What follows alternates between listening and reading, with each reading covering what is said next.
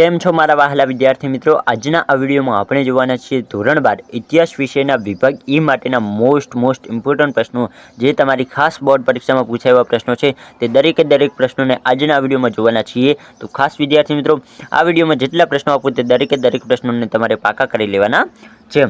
સૌપ્રથમ વિદ્યાર્થી મિત્રો, તમને એ ખબર હોવી જોઈએ કે વિભાગ ઈમાં કયા પ્રકરણમાંથી પ્રશ્નો આવશે. કારણ કે તમારે ઇતિહાસ વિષયમાં ટોટલ 17 જેટલા પ્રકરણ છે, તો તમે દરેક પ્રકરણમાંથી વિભાગીના પ્રશ્નો વાંચી શકો નહીં, કારણ કે વિભાગીના પ્રશ્નો ખૂબ જ મોટા હોય છે. તો તમને સૌપ્રથમ તો એ ખબર હોવી જોઈએ બ્લુપ્રિન્ટના આધારે કયા પ્રકરણમાંથી તમારે પ્રશ્નો જોવા મળે છે. તો એ વિદ્યાર્થી મિત્રો, હું સૌપ્રથમ તમને એ જણાવવા માગું છું. તો પ્રકરણનું અહીં લિસ્ટ આપ્યું છે. પ્રકરણ કયા તો કે 5, ખાસ યાદ રાખજો વિદ્યાર્થી મિત્રો, 5, 7, 8, 9, 13 અને 14 આટલા પ્રકરણમાંથી જ વિદ્યાર્થી મિત્રો તમારે જે વિભાગીના પ્રશ્નો છે કહેવાય તે આવવાના છે. તો બીજા કોઈ પણ પ્રકરણમાંથી તમે વિભાગીના પ્રશ્નો પાકા નહીં કરો તો ચાલશે, કારણ કે આ પ્રકરણ બ્લુપ્રિન્ટના આધારે લેવામાં આવે છે. એટલે બ્લુપ્રિન્ટના આધારે તમને પૂછવામાં આવશે, એટલે આટલા પ્રકરણમાંથી જ તમારે વિભાગીના પ્રશ્નો પાકા કરવાના થાય છે. હવે વિદ્યાર્થી મિત્રો, કયા પ્રશ્નો તમારા માટે બોર્ડમાં પૂછાયેલા છે તે દરેકને જોઈ લઈએ. સૌ પ્રથમ વિદ્યાર્થી મિત્રો, પ્રશ્ન નંબર 1 છે કે 1857ના સંગ્રામની શરૂઆત અને વિકાસ સમજાવો. તો 1857નો જે સંગ્રામ થયો હતો તેનો શરૂઆત અને તેનો વિકાસ તમારે સમજાવવાનો છે. પછી છે વિદ્યાર્થી મિત્રો, 1857ના સંગ્રામની નિષ્ફળતાના ગમે તે 4 કારણોની ચર્ચા કરો. તો જે 1857નો સંગ્રામ હતો તે નિષ્ફળ કેમ ગયું તેના 4 કારણો, કોઈ પણ 4 કારણો તમારે લખવાના છે. તેના અલગ ઘણા કારણો છે, પરંતુ તમારે કોઈ પણ 4 કારણો લખવાના છે. આ વિદ્યાર્થી મિત્રો 1857 વાળો તમને એક પ્રશ્ન તો જોવા મળશે જ. 1857ના સંગ્રામની નિષ્ફળતાના કારણો ચર્ચો. 1857 સંગ્રામના નિષ્ફળતાના કારણો ચર્ચો અથવા સંગ્રામના લશ્કરી કારણોની છણાવટ કરો. તો આવો પણ પ્રશ્ન પૂછાઈ શકે કે 1857ના સંગ્રામના લશ્કરી કારણો કયા હતા તેની છણાવટ કરો. પછી છે પ્રશ્ન 5 કે 1857ના સંગ્રામના સ્વરૂપ વિશે ભિન્ન અભિપ્રાયો જણાવો. પછી વિદ્યાર્થી મિત્રો, પ્રશ્ન નંબર 6 છે કે રાજા રામમોહન રાયે સમાજ સુધારણા માટે કઈ પ્રવૃત્તિઓ કરી હતી. તો રાજા રામમોહન રાયને તો તમે સૌ લોકો ઓળખતા હશો.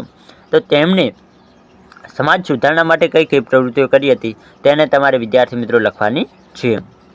પ્રશ્ન નંબર 7 વાત કરીએ વિદ્યાર્થી મિત્રો, તે થિયોસોફિકલ સોસાયટીનો અર્થ અને ઉદ્દેશ જણાવી તેમાં શ્રીમતી એની બેસન્ટનો ફાળો વર્ણવો. તો કે થિયોસોફિકલ સોસાયટીનો અર્થ તમારે આપવાનો છે. તો કે થિયોસોફિકલ સોસાયટી કોને કહેવામાં આવે તેના વિશે લખવાનું છે, અને તેનો ઉદ્દેશ તેમજ તેના શ્રીમતી એની બેસન્ટનો તેમાં ફાળો શું છે તેના વિશે તમારે લખવાનું છે. આર્ય સમાજની પ્રવૃત્તિઓની શું માહિતી આપો એવું હશે વિદ્યાર્થી મિત્રો. તો એ પણ એક મોસ્ટ ઇમ્પોર્ટન્ટ પ્રશ્ન છે. અહીં પૂરતો પ્રશ્ન નથી લખેલ, પરંતુ વિદ્યાર્થી મિત્રો એવું લખેલ છે કે આર્ય સમાજની પ્રવૃત્તિઓની માહિતી આપો. પછી છે પ્રશ્ન નંબર 9 કે ભારતમાં ક્રાંતિકારી પ્રવૃત્તિઓની માહિતી આપો. પ્રશ્ન નંબર 10 છે વિદ્યાર્થી મિત્રો કે રાષ્ટ્રીયવાદના ઉત્થાનમાં લોકમાન્ય તિલક, લાલા લજપતરાય અને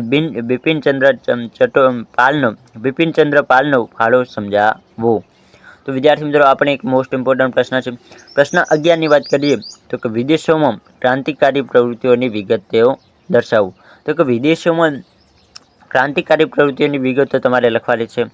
પછી છે પ્રશ્ન નંબર 12 કે ભંગનું આંદોલન શા માટે શરૂ થયું હતું, તેના મુખ્ય પરિણામોની ચર્ચા કરો. તો જે ભંગનું આંદોલન હતું તે શા માટે શરૂ થયું હતું તેના વિશે વિદ્યાર્થી મિત્રો લખવાનું છે. તો આ આપણે એક ઇમ્પોર્ટન્ટ પ્રશ્ન કહી શકાય. પ્રશ્ન 13 હોમ રૂલ આંદોલન 1916 વિશે માહિતી આપો. તો કે હોમ રૂલ જે આંદોલન હતું 1916માં તેના વિશે તમારે લખવાનું છે. રોલેટ એક્ટ અને જલિયાવાલા બાગના હત્યાકાંડ વિશે વર્ણવો. પ્રશ્ન 15 કે સ્વતંત્રતા બાદ ભારત સમક્ષ કેવી સમસ્યાઓ હતી સમજાવો. પછી છે પ્રશ્ન 16 કે મહાત્મા ગાંધીના સત્યાગ્રહ અને અહિંસાના વિચારો સમજાવો. પ્રશ્ન 17 ભારતીય સ્વતંત્ર સંગ્રામના સુભાષચંદ્ર બોઝનું પ્રદાન સમજાવો. તો કે ભારતીય સ્વતંત્ર સંગ્રામમાં સુભાષચંદ્ર બોઝનું પ્રદાન શું હતું તેના વિશે વિદ્યાર્થી મિત્રો તમારે લખવાનું છે. જર્મનીમાં નાઝીવાદનો ઉદય જણાવી તેમાં હિટલરની ભૂમિકા સમજાવો. તો કે જર્મનીમાં જે નાઝીવાદ હતો તેમાં હિટલરની ભૂમિકા શું હતી તેના વિશે તમારે લખવાનું છે. 19મો પ્રશ્ન રાષ્ટ્રસંઘની સ્થાપનાનો હેતુઓ કયા હતા. અને પ્રથમ વિશ્વયુદ્ધના અંતે આફ્રિકન રાષ્ટ્રોમાં કયા પરિવર્તનો આવ્યા? આ બંને પ્રશ્નો ઇમ્પોર્ટન્ટ છે, તો તમારે ખાસ વાંકા કરી લેવાના છે. ફાસીવાદી વિચારસરણીની વિશેષતાઓ જણાવો. તો વિદ્યાર્થી મિત્રો આ પણ એક ઇમ્પોર્ટન્ટ પ્રશ્ન છે. પછી છે પ્રશ્ન નંબર 21 વિદ્યાર્થી મિત્રો કે સંયુક્ત રાષ્ટ્ર સંઘના હેતુઓ જણાવો તથા તેના અંગેની ચર્ચા કરો. દ્વિતીય વિશ્વયુદ્ધ વિદ્યાર્થી મિત્રો ખૂબ જ ઇમ્પોર્ટન્ટ પ્રશ્ન આવ્યો છે. દ્વિતીય વિશ્વયુદ્ધના પરિણામો સમજાવો. આ એક ખૂબ જ ઇમ્પોર્ટન્ટ પ્રશ્ન છે વિદ્યાર્થી મિત્રો. દ્વિતીય યુદ્ધનો કોઈ પણ એક પ્રશ્ન તો તમને તમારા બોર્ડ પેપરમાં જોવા મળશે. પ્રશ્ન 2 છે બીજા વિશ્વયુદ્ધ ગમે તે 3 કારણો સમજાવો. તો કે બીજું વિશ્વયુદ્ધ થયું તે શા માટે થયું તેના કોઈ પણ 3 કારણો લખવાના છે. દ્વિતીય વિશ્વયુદ્ધના પરિબળો, તો કે તેના મુખ્ય પરિબળો કયા હતા, તે શા માટે જે શરૂ થયું તેના મુખ્ય પરિબળો તમારે લખવાના છે. પછી વિદ્યાર્થી મિત્રો પ્રશ્ન 25 છે કે બીજા વિશ્વયુદ્ધના કોઈ પણ 3 કારણો સમજાવો.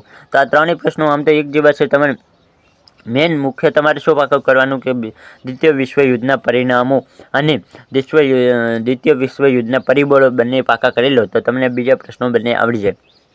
તો ખાસ વિદ્યાર્થી મિત્રો તમારા માટે આ 25 જેવા મોસ્ટ ઇમ્પોર્ટન્ટ પ્રશ્ન છે. તો આ દરેક પ્રશ્નોને પાકા કરી લેવા, જે ખાસ તમારી બોર્ડ પરીક્ષામાં પૂછાયા છે. તેમજ જો વિદ્યાર્થી મિત્રો તમારી પાસે નવનીત કે ચોપડીમાંથી તમારે પ્રશ્નો પાકા ના કરવા હોય તો હું તમારા માટે એક સ્પેશિયલ વિડીયો લાવવાનો છું, જેમાં તમને વિભાગીયના પ્રશ્નો જવાબ સાથે આપવાનો છું. તો ખાસ ચેનલને સબસ્ક્રાઈબ કરીને જરૂરથી રાખજો.